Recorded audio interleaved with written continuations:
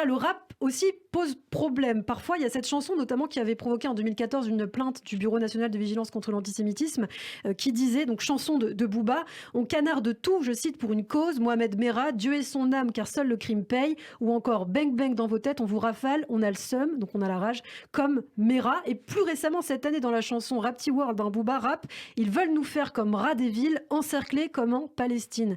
Est-ce que ces textes aussi contribuent selon vous, ce rap contribue selon vous à l'auto-victimisation des Noirs et des Arabes? Alors, essayer de nier cette affirmation, ce serait comme nier que la pluie mouille. Ouais. Enfin, je veux Il dire, y a une grosse part de responsabilité quand même. c'est pas qu'il y a une grosse part, moi je le dis tous les jours. Je dis tous les jours que...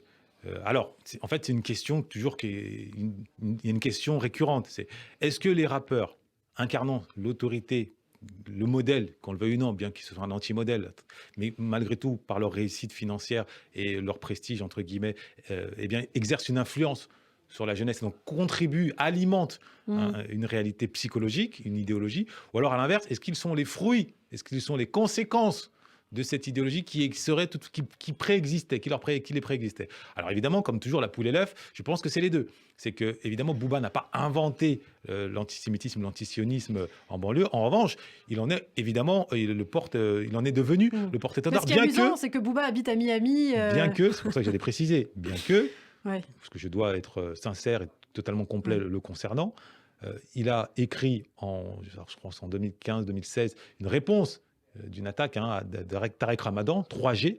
Dans le 3G, il dit, parce que Tarek Ramadan lui a dit, oui, mais tu ne peux pas être indifférent quand il y a un combat entre une souris et un éléphant. Bon, et Booba, il dit, pardonnez-moi, je reprends ces termes, fuck la souris, fuck l'éléphant, moi je suis un lion de la Teranga.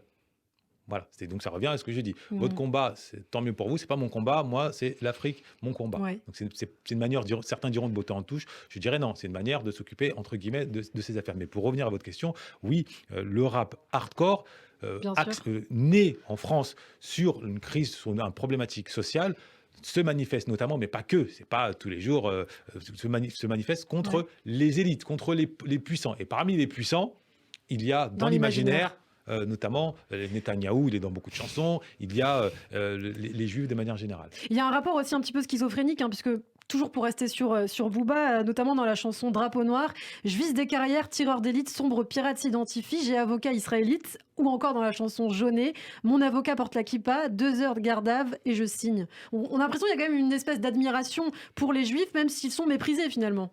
C'est pas méprisé, c'est ce que je vous dis. Jalousé, méprisé. C'est ce que je vous dis, c'est que cet antisémitisme est davantage social. Oui. C'est Céline qui disait que le prolétaire, c'est un bourgeois qui n'a pas réussi. Donc c'est un peu le même principe, c'est qu'évidemment, on en veut, parfois on peut même nourrir une forme de haine à l'égard des Juifs.